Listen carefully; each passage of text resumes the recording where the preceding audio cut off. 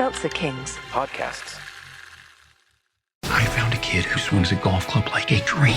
I'd like to try to qualify him for the U.S. Amateurs. Coming to Apple TV Plus. What's your name? I'm not into older guys, but I'm flattered. A new comedy series, Stick. I don't want to go on this trip. Your mouth's saying one thing, but those eyes are saying something else. From the home of Ted Lasso. This is your shot at redemption? This is your mulligan? Owen Wilson. This game takes and it takes. The game's finally giving me something back. Stick. You know Arnold Palmer? Iced tea, lemonade, mix it. I'm missing a nap for this. Streaming June 4th on Apple TV Plus. Well, I don't know, Gavin. Maybe you could call it Modelos Monday. It'd still be the same nasty, greasy sausage you people always eat, only wrapped in a tortilla. Ass. The following podcast contains Lewd, lascivious, salacious, outrageous. explicit language.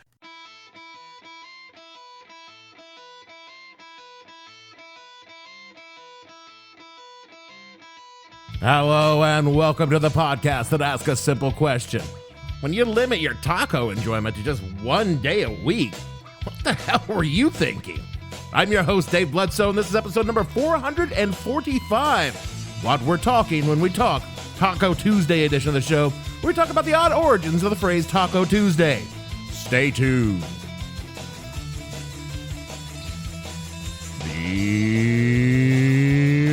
What the Hell Were You Thinking podcast is brought to you by a returning sponsor, the Taco Apocalypse. It's here. Millions of taco trucks spread it across the nation, from on every street corner, every cul-de-sac, and every suburban byway. You cannot escape the Taco Apocalypse. Delicious tacos served fresh and hot from our clean truck, staffed by friendly Latino men and women, all at prices you can't resist. From traditional beef, bean, and chicken tacos to West Coast favorite fish tacos, delicious sides, Mexican cokes, and of course, ice-cold cervezas.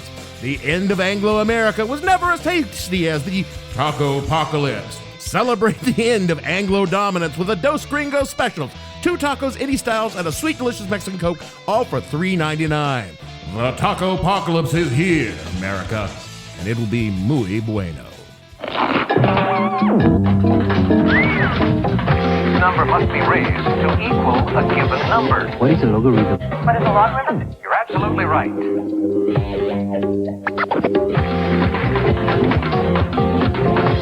Yo quiero Taco Bell. Hey, taco lovers, get all the tacos you can eat for just 69 cents each. Lots of beef, lettuce, and real cheddar in a taco for just 69 cents.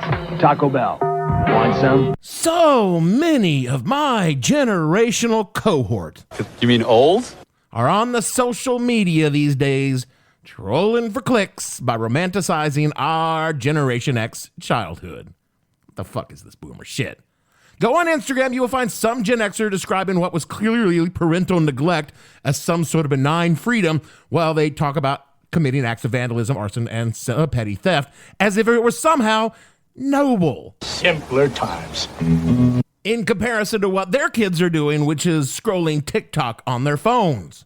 But this podcast is dedicated to speaking truth about growing up in the 70s and 80s, and the truth is, our lives were really fucking boring.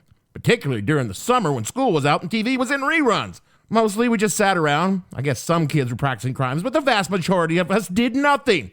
If we were old enough, we'd drive in circles around town for hour after hour like it was fun or something. It wasn't. I had a friend named Frank who apparently thought it was still 1955, including the car he drove and the Letterman jacket he wore. He had this behemoth 1950 Chevy something or another convertible. It was all chrome and fins and so big it got -4 miles to the gallon of gas. An all-American muscle classic. Frank would pick me up on Friday evening and we would drive the loop of downtown Mountain Home, Idaho. A roughly 2-mile circuit that took us down Main Street to American Legion, across town to 8th Street, then back down 8th Street to Main Street, where we would stop and sit for a while and then do it again. It is an excruciating experience. God, you don't have to tell me, but we and dozens of other teens did it every Friday.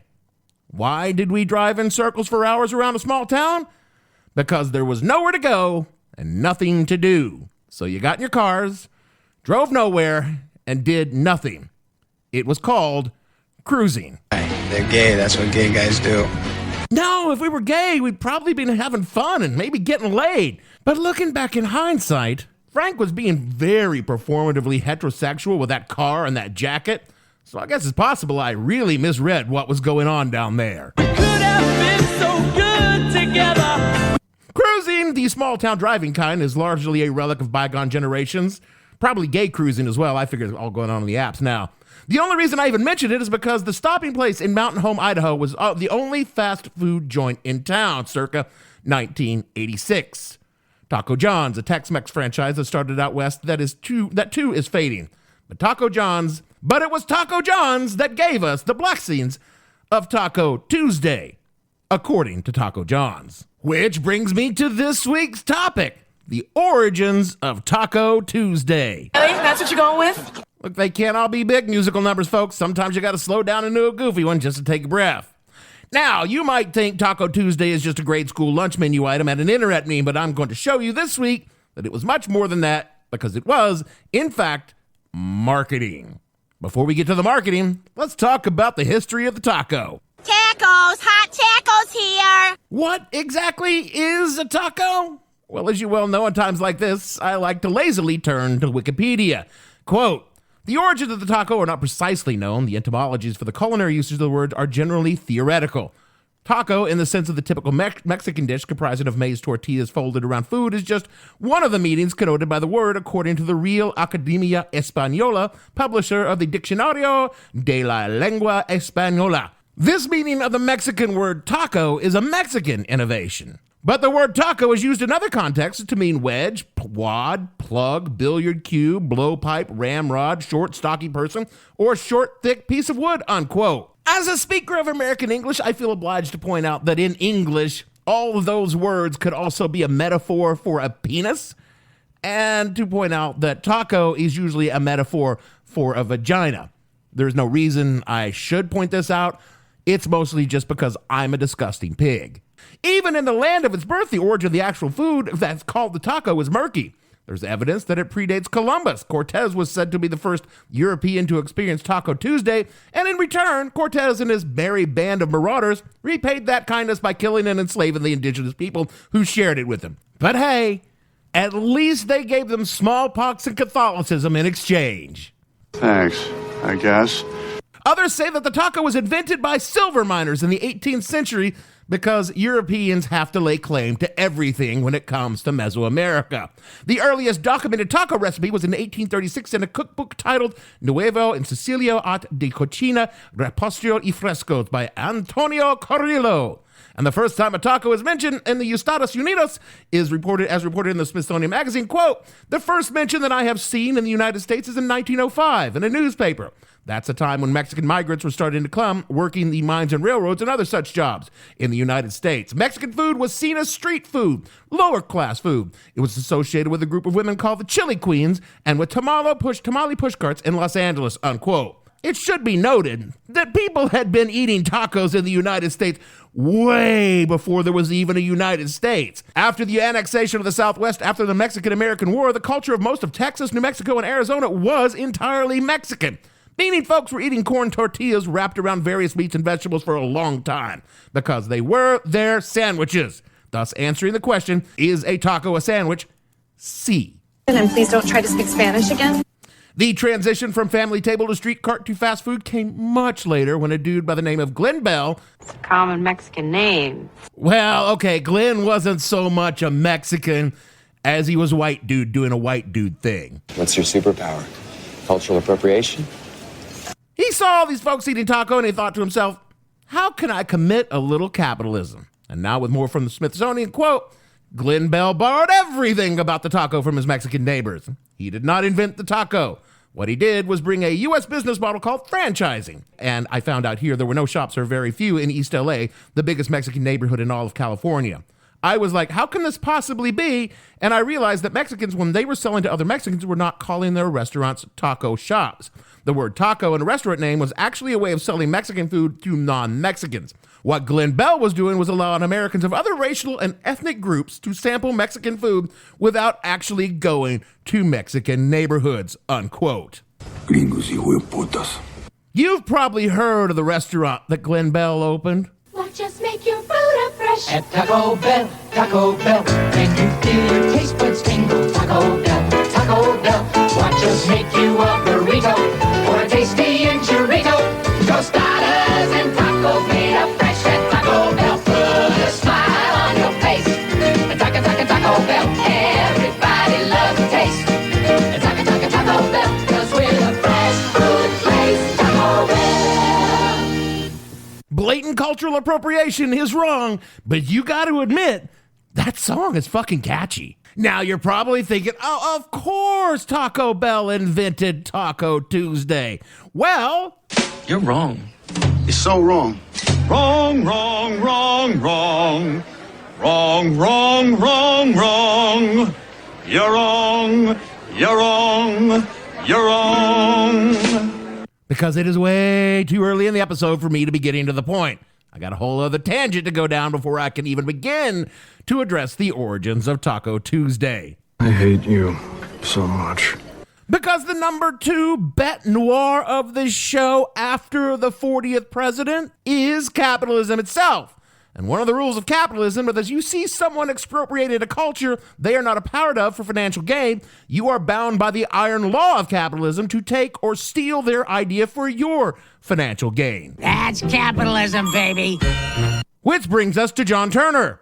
John Turner was an officer in the United States Air Force stationed at F.E. Warren Air Force Base just outside of Cheyenne, Wyoming in 1969. F.E. Warren was and is one of the 3 nuclear missile bases in the United States, along with Malmstrom in Montana and Minot in North Dakota. And F.E. Warren, with its proximity to Cheyenne, which is almost a real city, is considered... This is the garden spot, the City Alpha Seeds. Which, you've ever been to Cheyenne, Wyoming, is really saying something. Turner was looking for a way to make a little money because no one ever got rich on Air Force officers' pay, unless, of course, they were involved in the procurement process for new weapon systems, in which case many of them, in fact, did and do become quite wealthy the second they leave the military. It's possible there's an innocent explanation. It's possible, but it's far more likely that it's just endemic corruption. John Turner, however, was not in military procurement, so he needed another path to wealth, and he decided to try this new thing that he'd been hearing about. Open up a taco truck? Taco Bell had been expanding quickly, and Turner decided he would try his hand at tacos and sold them from his truck during Cheyenne's Frontier Days celebration. A kind of combination rodeo state fair that Wyomingians celebrate during the 1 week a year that it doesn't snow in Wyoming. His tacos were so popular that he was able to quickly move into an actual taco stand and in short order to an actual brick and mortar building selling tacos and other associated foods, and he called it the Taco House. Well, that is disappointing. Now, if you sell a man a taco, he will eat for lunch. If you sell a man a taco franchise, you will retire as a very wealthy man. That's what Jesus said. And John Turner did what Jesus would never do and sold franchise rights to a company called Woodson and Holmes, who rechristened the chain in honor of its founder, Taco Juan's. Well, no, it was Taco John's, but it gives me a chance to play this drop that I couldn't figure out where to fit in any other place. And Donnie Juan became Big Juan. If you have never lived in the West or the Midwest, you probably know little to nothing about Taco John's. I haven't seen one since I left Idaho in 1987. But Taco John's was a serious competitor to Taco Bell in the flyover. It did this by targeting places that other fast food chains, not just Taco Bell, ignored. When I said at the beginning of the show that Taco John's was the only fast food joint in town, I wasn't lying or exaggerating. There was one small standalone burger place called the Tiger's Den next to the town high school that closed promptly at 6 p.m. every day. The nearest fast food chain was in Boise, which was over 40 miles away, and no one was driving a fucking hour for a goddamn Big Mac, so people ate Taco John's or they cooked at home. The military base didn't even have a Burger King yet, and if you have stepped foot on a military base in the past 30 years, you know that that's pretty fucking shocking. TJ's, as it was affectionately known, was served up your basic American Tex-Mex menu along with a breakfast menu, something Taco Bell didn't have into the early 90s. The food was solid, but uninspired, except for just one item that goddamn I would love to get my hands on right now. So the Olay, kind of one of your signature items, right? It really is. Actually, we call it our number one concept identifying menu item because when we tell people Taco John's, That's first what thing they say, potato Lays. I mean, it's a fucking tater tot with some taco seasoning on it, but god damn, are they fucking amazing. Just little crunchy bites of zest, and you get them with cheese and sour cream. It's a goddamn full meal. especially if you'd smoked a fat bowl of ditchweed in the TJ's parking lot before you came in and got them, which I did a lot. Which finally brings me to this week's topic. You're sick, sad, twisted old man. Quoting now from Priceonomics.com, quote, according to Taco John's lord, David Olson, an owner of Taco John's in Minnesota, coined the term Taco Tuesday early in the 1980s. He was just trying to drive sales on a slow day, so he called it Taco Tuesdays, spelled Twosday. He sold 2 tacos for 99 cents. It was a two-for deal. At that point, Taco John's had been around for over a decade, having expanded from one taco stand at a rodeo in Cheyenne, Wyoming, into a franchise in several states. Taco Tuesdays turned Olson's slowest day into a busy one, so Taco John's executives made it the centerpiece of the company's first national advertising campaign. They created radio spots that stuck and were used for almost a decade. There's a whole lot of Mexican going on at Taco John's. Taco John's.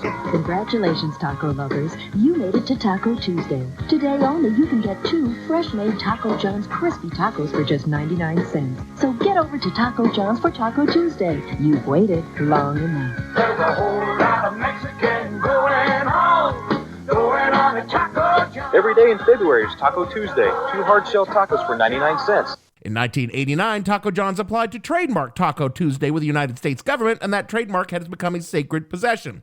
During our phone call, Wara, who was a representative for Taco John's, recited the trademark registration number for Taco Tuesday, 1,572,589, unquote. These are the facts of the case, and they are undisputed.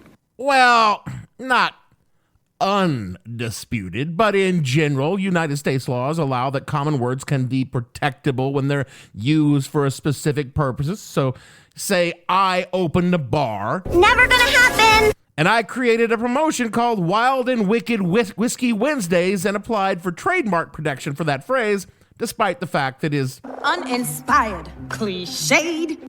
So long as I had been the first to apply for that trademark for those words in that order for promotion specific to my bar, let's call the bar Phil's Next Day in Paradise. No, Dave. It is technically eligible as a trademark. But as Priceonomics goes on to explain, quote, but according to trademark attorney Nikki Cecil, Taco Tuesday is the kind of trademark she advises clients to avoid. Taco Tuesday is eligible for trademark protection since Tuesday doesn't describe tacos. It's a suggestive trademark, but attorney Nikki Cecil says that a trademark like Taco Tuesdays, which is fairly descriptive and not clearly coined by a company, is not a strong trademark, unquote. Thing is, Taco Tuesday long predated the creation of even Taco Bell, much less Taco John's, because, well, look at the 2 words. They just kind of go together like peanut butter and chocolate. Peanut butter. Milk chocolate. Do I love peanut butter? Hey, you got peanut butter on my chocolate. Hey, you got chocolate in my peanut butter. 2 great tastes that taste great together. Reese's Peanut Butter Cup. Real milk chocolate. Old-fashioned peanut butter. Reese's Peanut Butter Cup. Peanut butter and chocolate, not trademark. 2 great tastes that go great together, trademark. Let us turn now to Thrillist.com, a source that I was thrilled, No pun intended, to find because all the other sources I could find for this had taco in the title and therefore seemed a little suspect. Quote, the earliest documented advertisement for a Tuesday taco special I could find is in the classified section of the October 16th, 1933 edition of the El Paso Herald-Post under the headline, Some Good Things to Remember. The White Star Cafeteria at the St. Regis launched a week-long campaign to let everyone know that it sold Mexican tacos on Tuesday, 3 for just 15 cents. But the first true documented case of Taco Tuesday appeared in August 20th, 1970 edition of the Rapid City Journal in South Dakota. Under a drawing of a Spanish flamenco dancer, the Snow White Drive-In asked people to stop in on Taco Tuesday. The Spanish motif continued in Manhattan, Kansas 2 years later, where a restaurant called Marty's announced every Tuesday is Taco Tuesdays, complete with a drawing of a bullfighter. Crisp shell, tangy meat, lettuce, cheese, and sauce make our tacos always. Taco John's wasn't even the first Mexican chain to launch a Taco Tuesday campaign. That honor went to Baker's Drive-Thru, which operates in California Inland Empire to this day, and advertised a taco special on Tuesday as early as 1967.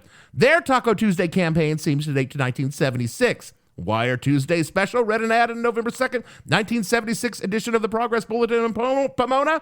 They're Taco Tuesdays at Baker's, unquote. What the fuck, John? Now, if you think Taco John's is wrong, that's fine, but I remind you that Taco John's is a small chain and they were up against the giant of capitalism, Yum Brands.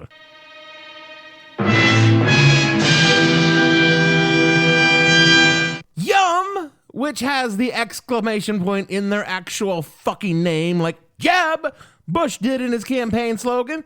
Hat tip to the early days of this podcast when we mocked Jeb repeatedly. And again, you should never listen to those episodes. Yum is not just Taco Bell. Oh, no, pod friends. Yum is a multinational fast food conglomerate that originated in 1977 when Pepsi decided it needed to own restaurants because it was just too hard to get Pepsi in the fountain drink dispensers because Coke had all the contracts with the biggest fast food chains. Please tell me that you were kidding me. No, it was cheaper and easier to have Pepsi buy literal fucking fast food chains than it was for them to get the chains to break their contract with Coke. I think capitalism is working. So, PepsiCo bought Kentucky Fried Chicken, Pizza Hut, Taco Bell, Long John Silver's, and A&W. Not because Pepsi wanted to run fast food places.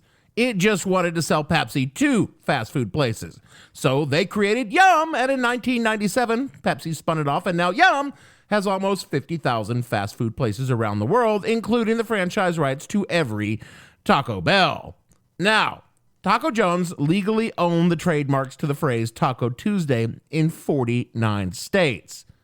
What's the exception?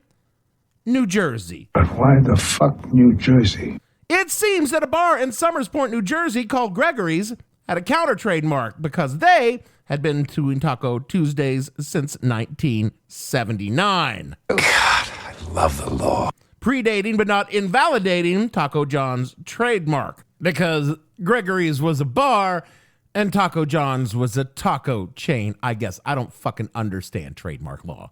This is also very confusing. And the reason why patent and trademark lawyers make very, very much money. Over the years, Taco John's corporate lawyers would send out cease and desist letters to places that were advertising Taco Tuesdays. They did this in order to protect their trademark. One thing about trademark law that I do understand is that your trademark must be actively protected, which is why Velcro will send a cease and desist letter to someone to this very day that is advertising hook and loop fastener and calling it anything other than hook and loop fastener unless they bought it from Velcro.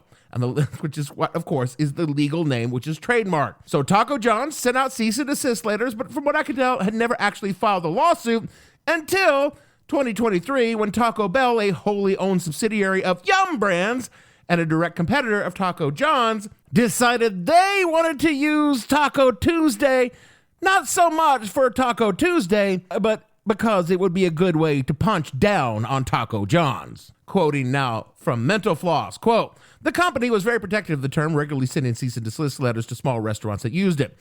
Unsurprisingly, national taco chains weren't happy about the situation. In May 2023, Taco Bell filed a petition with the U.S. Patent and Trademark Office urging them to free Taco Tuesday to the public. They argued that because the phrase was so widely used, Taco John's claim to it no longer held legal water. Everyone, from your local taco truck to your favorite mom and pop taco joint to us, Taco Bell, we repeat, everyone should have the right to say Taco Tuesday and everyone's favorite taco day of the week without possibly getting sued," Taco Bell's Change.org position read. In July of 2023, the Midwestern chain conceded. "We've always prided ourselves on being the home of Taco Tuesday, but paying millions of dollars to lawyers to defend our mark just doesn't feel like the right thing to do," Taco John's then CEO Jim Creel said in a statement. "Today, businesses are able to say, print, and celebrate Taco Tuesdays to their heart's content, just as long as they're not based in New Jersey," unquote. And look, I'm not here to defend Taco John's, despite their potatoes Olay just being so fucking amazing. But you know what? Fuck Yum Brands. Fuck them in their crusty, capitalist, crunch-wrapped cornhole supreme ass. assholes. You do not get to be the hero here. Using the change.org position in your shitty little legal tiff with a company you have 10 times the number of outlets and playing on the sympathetic zeitgeist of the internet just shows how fucking stupid we Americans all are. You weren't defending the mom and pop taco trucks. You just wanted to cut a competitor. A competitor was already down so you could buy it up on the cheap. Taco Tuesday doesn't belong to Taco Bell or Taco John's. If Taco Tuesday belongs to anyone, it belongs to the lunch ladies at local middle schools, most of whom are actually from Mexico, who are crafting crunchy crust of consumable crapulence for children across this great land. If there is any lesson here that we can all take away, There's no lesson here. There's no happy ending. I beg to differ, because there is a lesson. It's this. Taco Tuesday doesn't belong to any corporation, big or small. It doesn't belong to a bar in New Jersey. It belongs to all of us, you and me, united in the shared love of the taco. And in this humble tortilla cloak creation, there might be healing, because on Taco Tuesday, we do not bicker on the supremacy of the soft or the hard shell. We do not cast aspersions on those who choose vegetarian or embrace the fishy taco delight. Our diversity of cheese choices strengthens us, and in the polyglot of sauces or no sauce at all, we celebrate our differences, and in those differences, we are brought together in the common desire to have a taco on Tuesday or any other day of the week, because everyone loves a taco, and every day can be a Taco Tuesday. God bless America. Are we done here? Yeah, I think we're done. You guys want taco? Whatever the occasion, effortless elegance is right this way. Because Hilton brings you new ways to stay courtesy of the Nomad London. And it doesn't stop at award-winning dining in a space draped in velvet and illuminated by vintage chandeliers. No, this day goes beyond with unparalleled personalized service and attentive hospitality. Oh, and did we mention the Nomad London can be booked using your Hilton Honors points at Hilton.com? Hilton, for the stay. This episode is brought to you by Indeed. When your computer breaks, you don't wait for it to magically start working again. You fix the problem. So why wait to hire the people your company desperately needs? Use Indeed's sponsored jobs to hire top talent fast. And even better, you only pay for results. There's no need to wait. Speed up your hiring with a $75 sponsored job credit at Indeed.com/podcast. Terms and conditions apply. That is it for the show this week. Was this a dumb topic? Yes, it was. And strangely, I learned a lot about tacos and Taco Tuesday, and any day you learn something, well, pod friends, that's a day well spent. Of course, I am now jonesing for some potatoes Olay from Taco John's and have no way to get any. There used to be a TJ's at the JFK airport, and honestly, if it was still there after recording this show this week, I might just buy like a cheap-ass plane ticket so I could just go get some. But it's closed now because Taco John's is, well, truly being hurt, and they're closing stores all over the place, and I'll just have to suffer without it. Speaking of sacrifice, rate and review this show wherever you get pods. It isn't a big sacrifice, and it might help someone find us and learn about tacos and Taco Tuesdays with us. If you would like to kick us $1 for our taco fun, hit us up at patreon.com/whatthehellpodcast. You got to do everything Jeremy tells you to do in the closing credits. Otherwise, he's just not going to take me to Taco Bell for the network staff meeting next month. And he promised he would, so long as he got great response from you, the audience. And so for me, Dave, everyone from here to France, let's do a little taco dance. Bledsoe, producer. I don't know what tacos are, and I have no desire to find out. Gavin, and all the fictional potato olays on this show, we want to say this song that we're playing right now is the dumbest, most delightful thing we have heard, and we love it. We'll see you all next week.